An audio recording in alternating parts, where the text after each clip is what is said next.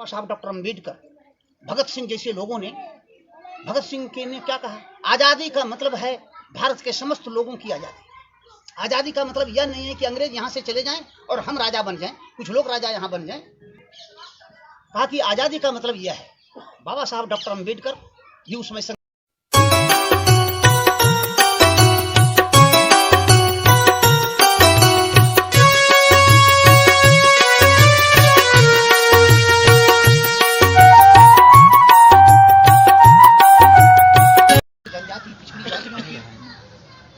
उनका भी जो सम्मान था, जो भारतीय संविधान में लिखा था कि उनको ये गरिमा मिलेगी, उनको सम्मान और प्रतिष्ठा मिलेगी, वो नहीं मिल पाया है। बोलने की आज़ादी पर रोक है, लिखने की आज़ादी पर रोक है। बोलने और लिखने से लोग जेल में डाल दिए जा रहे हैं। ऐसे समय में मैं ये गणतंत्र दिवस मना रहा हूँ। ऐसे गणतंत्र दिवस के अवसर पर हम मनाते हैं, ये हमारी सजीवता का प्रतीक है, गतिशीलता का प्रतीक है, संकल्प का प्रतीक है कि हम हारेंगे नहीं, हम अपनी मांगों को लेकर के रहेंगे। संविधान में जो अधिकार प्राप्त है उसको लेकर के हम रहेंगे। ये गतिशीलता की प्रतीक है और इसीलिए तिरंगा झंडा को हम फहराते हैं और अपने महापुरुषों को याद करते हैं, राष्ट्र नायकों को याद करते हैं। अब सोचिए कि 1 जनवरी 1848 को अगर स्कूल राष्ट्रपिता ज्योतिबा फुले नहीं खोले होते लड़कियों के लिए, उनकी शिक्षा के लिए, तो क्या लड़कियां शिक्षित हो पाती? माता सावित्रीबाई फुले को, राष्ट्रपिता ज्योतिबा फुले को जीवन भर अपमान सहना पड़ा इस बात के लिए वो शिक्षा के लिए लड़ाई लड़ रहे थे। सभी को शिक्षा मिले, इसकी लड़ाई लड़ रहे थे। सभी को शिक्षा पर रोक क्या थी? 3500 वर्षों से रोक लगी हुई है। मनुवादी व्यवस्था के कारण, जातिवादी व्यवस्था के कारण, वर्णवादी व्यवस्था के कारण, लिंग विभेद के कारण महिलाओं की शिक्षा पर, अनुसूचित जनजाति, जाति, पिछड़ी जाति, सभी की शिक्षा पर रोक लगी हुई थी। अगर ये शिक्षा का दरवाजा उन्होंने खोला तो राष्ट्र निर्माण का काम वहां से शुरू हुआ, जिसको आज हम गणतंत्र दिवस के दिन याद करते हैं। माता सावित्रीबाई फुले, जिन्होंने साड़ियां बदल करके, जबकि उनको गोबर और पत्थर फेंके जा रहे थे, कीचड़ फेंके जा रहे थे, अपमान और गालियां दी जा रही थी, वैसे समय अपमान झेलकर उन्होंने नारी शिक्षा और इन तमाम बहुजनों की शिक्षा के लिए 85-90% लोगों की शिक्षा के लिए उन्होंने अपना जीवन संकल्पित किया था और उसको वो आगे बढ़ा रही थी। हम छत्रपति साहू जी महाराज को भी आज याद करते हैं, जब 1902 में उन्होंने इन लोगों के लिए, महिलाओं के लिए, पिछड़ों के लिए, दलितों के लिए, आदिवासियों के लिए पहली बार कोल्हापुर राज्य में आरक्षण की घोषणा की थी कि नहीं, सभी पदों पर सबको जाने का अधिकार मिलेगा। वो आज़ादी की दूसरी लड़ाई थी, वो आज़ादी की दूसरी बातें थी जिसको कि छत्रपति साहू जी महाराज ने लागू किया। और बाद में चलकर के हम क्या देखते हैं, ईवी रामास्वामी नायकर, बाबा साहब डॉक्टर अम्बेडकर, भगत सिंह जैसे लोगों ने, भगत सिंह के ने क्या कहा, आज़ादी का मतलब है भारत के समस्त लोगों की आज़ादी। आज़ादी का मतलब यह नहीं है कि अंग्रेज यहाँ से चले जाएं और हम राजा बन जाएं, कुछ लोग राजा यहाँ बन जाएं। कहा कि आज़ादी का मतलब यह है। बाबा साहब डॉक्टर अम्बेडकर भी उसमें संघर्ष कर रहे थे, यहाँ के दलितों के अधिकार के लिए, बहुजनों के अधिकार के लिए। और संविधान में ये जो गणतंत्र शब्द है, ये बहुत मायने रखता है। आमतौर पर हमारे पढ़े लिखे लोग भी गणतंत्र के बारे में नहीं जानते हैं कि गणतंत्र का मतलब क्या है। गणतंत्र का अर्थ वो लोकतंत्र समझ लेते हैं। लोकतंत्र तो इंग्लैंड में भी है, लोकतंत्र तो स्पेन में भी है, लोकतंत्र तो जापान में भी है, जहां के राजा और रानी राष्ट्र के संवैधानिक अध्यक्ष होते हैं, संवैधानिक प्रधान होते हैं।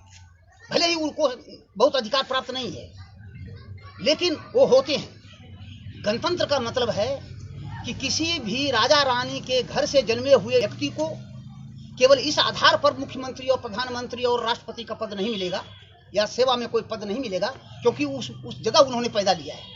उसी तरह से किसी जाति या संप्रदाय में, किसी भी धर्म में पैदा लेने के कारण से विशेषाधिकार प्राप्त नहीं होगा कि वे मुख्यमंत्री बन सकें, प्रधानमंत्री बन सकें, राष्ट्रपति बन सकें, विधायक और सांसद बन सकें, आईएएस और आईपीएस बन सकें, चपरासी और क्लर्क बन सकें, प्रोफेसर और इंजीनियर और डॉक्टर बन सकें। उसके आधार विशेषाधिकार उसको नहीं होगा। प्रतिनिधित्व के सिद्धांत के तहत भले उसको अधिकार प्राप्त होगा, लेकिन ऐसे उसको जाति विशेष के कारण से योग्यता नहीं रहते हुए भी, कंपटीशन नहीं देते हुए भी उसको अधिकार नहीं प्राप्त होगा। इसका अर्थ है गणतंत्र। गणतंत्र का मतलब है कार्यपालिका, विधायिका, न्यायपालिका और जो चौथा स्तंभ मीडिया है, प्रिंट मीडिया है, इसमें कोई भी व्यक्ति योग्यता जो रखेंगे वही जा सकेंगे। जिनको लोग निर्वाचित करेंगे, जो इसके योग्य माने जाएंगे वही जाएंगे, और नहीं तो नहीं जाएंगे। चाहे किसी जाति में जन्मे हो, किसी घर में जन्मे हो, किसी परिवार में जन्मे हो, किसी धर्म में जन्मे हो।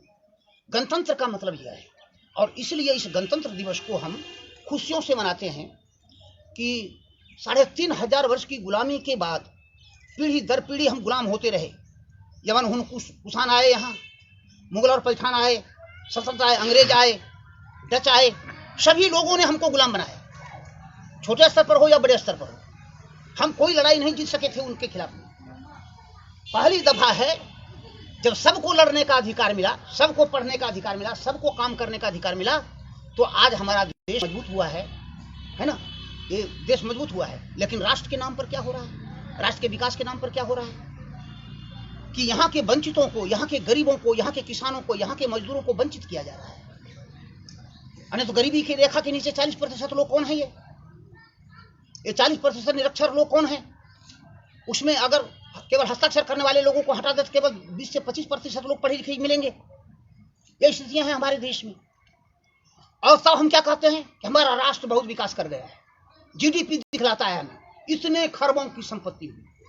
जानकर आश्चर्य होगा कि लगभग 13 लाख करोड़ रुपये इस लॉकडाउन में, जब मजदूर भूखे मर रहे थे, किसान भूखे मर रहे थे, कामगार भूखे मर रहे थे, नौकरियां छीन गई, और ऐसे 100 घराने ने 13 लाख करोड़ रुपये अर्जित कर लिया इस दौर में। रिपोर्ट आई है कि अगर वह 13 लाख करोड़ को बांट दिया जाए तो 13 करोड़ लोगों के बीच में 1-1 लाख रुपये दिए जा सकते हैं, 1-1 लाख रुपये दिए जा सकते हैं। इतना धनी लोगों के घर में चला गया। तो ये लॉकडाउन किसके लिए हुआ? हमारे लिए हुआ कि उसके लिए हुआ? जिन्होंने 13 लाख करोड़ कमाया उनके लिए हुआ। ये अंबानी की संपत्ति 35% बढ़ गया, 35% अंबानी की संपत्ति बढ़ गई इस लॉकडाउन के अवधि में। हमारे मजदूर किसानों की आमदनी कितनी बढ़ी, कामगारों की कितनी बढ़ी, 85% लोगों की आमदनी कितनी बढ़ी? नहीं, यहाँ तक कि ये टीए और डीए भी बंद कर दिया गया था, अभी फिर शुरू किया है केंद्रीय सेवाओं में। ये कहने का मतलब है कि लूट करो और राज करो, लूटो और राज करो, यह संदेश गणतंत्र दिवस नहीं देता है। गणतंत्र दिवस देता है कि इस मिट्टी पर, इस यहाँ के संसाधनों पर, यहाँ के सभी संसाधनों पर हम सबका अधिकार, समान अधिकार है, और इसकी लड़ाई हम लड़ेंगे। गणतंत्र दिवस हमें यह संदेश देता है। आप लोगों को और भी कई जगह जाना है। मैं चाहता हूँ कि ये गणतंत्र दिवस खुशियाँ पूर्वक मनाएं। क्यों मनाएं? क्योंकि हजारों लोगों की कुर्बानी के बाद ये गणतंत्र दिवस हमारे सामने आया है। हमारे महापुरुषों के, चाहे राष्ट्रपिता महात्मा गांधी हो, बाबा साहब डॉक्टर अम्बेडकर हो, जवाहरलाल नेहरू हो, राजेंद्र प्रसाद हो, भगत सिंह हो, ऐसे तमाम लोगों की कुर्बानी और विचारों के त्याग और समर्पण के कारण से ये आज़ादी हमें प्राप्त हुई है। ये लोग गणतंत्र हमें यह प्राप्त हुआ है। इसलिए मैं कहूँगा कि जो यह देश है, यह देश किसी के बाप की नहीं है, किसी राजा की नहीं है। यह देश हम भारत के लोगों की है। मैं जरा सा भारत की उद्देशिका में क्या कहा है भारतीय संविधान और भारत देश के बारे में, उसको थोड़ा सा पाठ करा देता हूँ। आप लोग भी थोड़ा इस अवसर पर पाठ करना उचित होगा।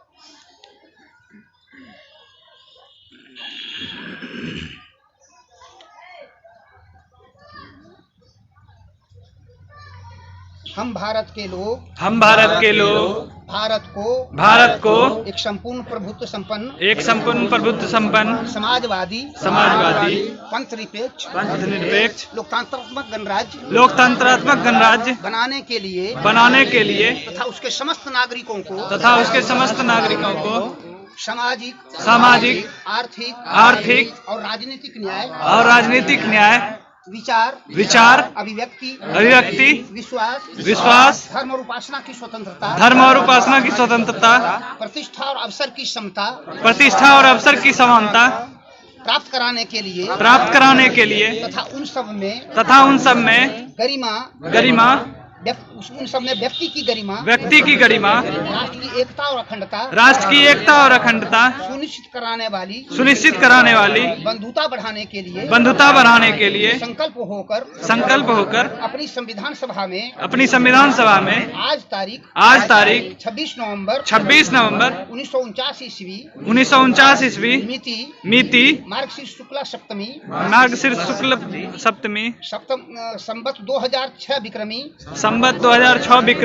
को एतद द्वारा इस संविधान को अंगीकृत अधिनियमित और आत्मर्पित करते हैं। ये हमारा भारतीय संविधान है।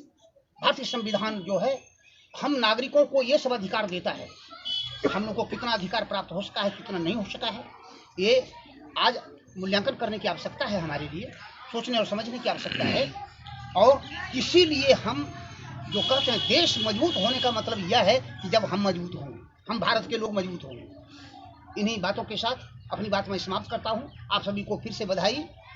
जय भीम, जय भारत। जय भीम।